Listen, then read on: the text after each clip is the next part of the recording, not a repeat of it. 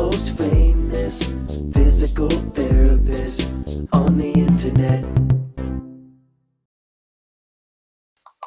Hi, folks. I'm Bob Schrupp, physical therapist. Brad Heineck, physical therapist. Because we are the most famous physical therapists on the internet. In our opinion, of course, Bob. Today, we're going to talk about, can yoga help back pain with spondylolisthesis? You must know this.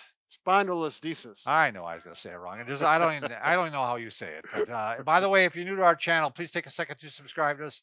We provide videos on stay healthy, fit, pain-free, and we upload every day. Also, wow, you're going to want to join us this week on our website, bobandbrad.com. We're giving away a huge bunch of products to one person, because we're gonna have you can possibly set up your own massage lounge right in your house. Yep. And you can also go to Bob and Brad on Facebook. You'll find it pinned to the top of the page there. If you want a shorter version of us on Twitter or Instagram, we do a 60-second program. Let me show you the products here. Just get a load of these. These are all going to whoever wins it gets all of these Renpho massage products. Everything from the foot massager to the neck and mid-back to the full back one, yeah. And then the 3 hand massagers. Yeah, so you can give them away as gifts, or you can set up a massage lounge and you'll be the most popular person in your neighborhood. Yeah, people want to come over all the time. Oh, let me just say one more thing too, Brad. We didn't get paid to do this or say this, but they actually, if you ever want to buy a massager, now's the time. We'll have some links below. They're going to have the lowest price on these coupons and such. Because of Black Friday. Black Friday. Yeah. That's that time of year. So. Oh, my goodness. All right, Bob. Now, this particular thing, we got yoga people, and all due respect, I love yoga. I really like people who take yoga. It's wonderful exercises. However, if you have back problems, there is a caveat. Yeah, there is a thing. Now, we had someone email us, and she, a viewer, and she has spondylolisthesis, which I personally have. And she asked if she can continue doing yoga because she really enjoys it. Is it going to hurt her back? Now, I'm not bragging, but I feel pretty successful on my spondy rehab over the last 5 to 7 years. And let me vouch, Brad, for you that you would actually, I think the average person not knowing what you know would be almost disabled. And here you are, you still run, you still bike, you still do triathlons. I was just using my chainsaw to clear brush Sunday, which I could never do 4 years ago. Never. Sure. But anyways, the answer to this young lady's problems is it's either yes or no.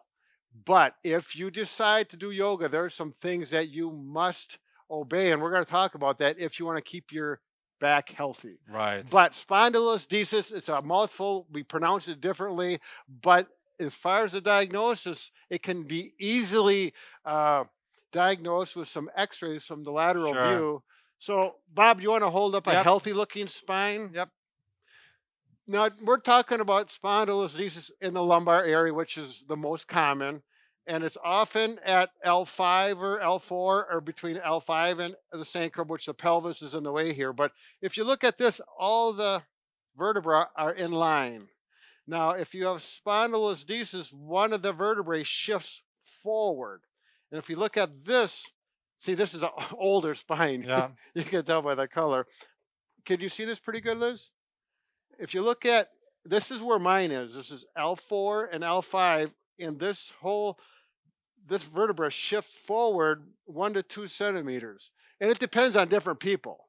Grade 1 is not so bad. Grade 2, if you get up to grade 4, you probably need surgery. They're going to put some hardware in to make sure it doesn't shift so far that you have some nerve damage, which could be very serious. Permanent nerve damage. Right, and it can affect your walking and your leg mobility. So you do not want to let this get shifted more than it already is. Now, there's some specific movements that put pressure on it, and it will promote that shift.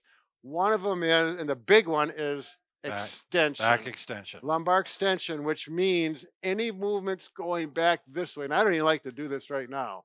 Sure. Bob is normal. Show your normal extension. So, or like this. Right. And that feels fine, that feels good to me. Right. So I don't like it. I won't do it because I know it's not good for my back. Right.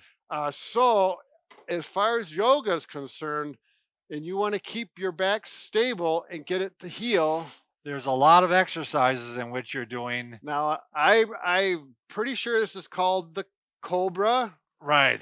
Now, Bob likes to do this a lot. It can Yep. be healthy for a normal back, but if you got spondy, your back isn't normal, and this is completely out of the question. Right. You don't want to do it. It's going to make those bones shift in the wrong direction.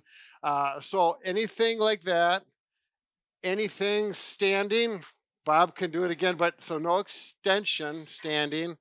So if you're going to take the class, you're not going to do that. You're Right. not going to do the Cobra. You're just going to have to either do another exercise or wait for the class. I would also say, Brad, as a kind of overall statement, that anything that hurts you while Right. you're doing it, I completely I would not agree. do it, because if you fire up those nerves Yep. and they get hypersensitive, you're going to start having pain all day long. Right. So You got to listen to your body. you got to listen to your Yep. body. It's not an issue of that, you know what, it's going to feel better if I keep stretching it and Right. eventually it'll get better.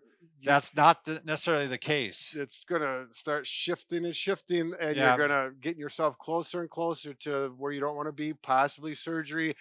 And we know there's doctors and yoga instructors have a blanket statement. Yeah. Do yoga, it's going to make your back better.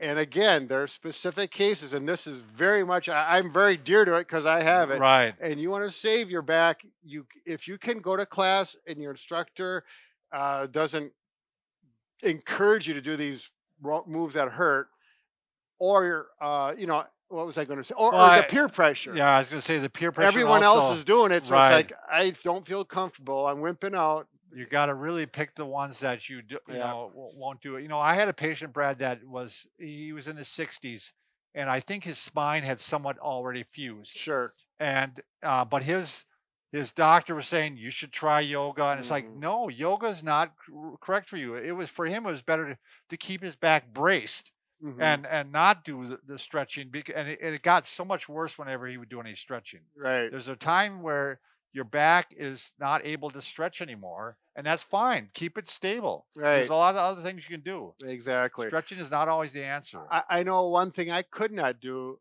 was planks.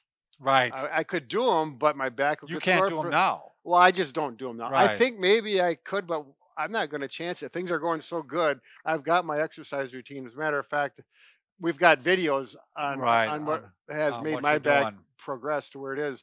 But no, so I just don't do planks anymore. But I would be sore for the next 2 or 3 days, Yeah, and it's like, and that's a sign. right. Yeah, that's a sign Yeah. right there. You should be doing it. So good luck with listen to your body. Yep.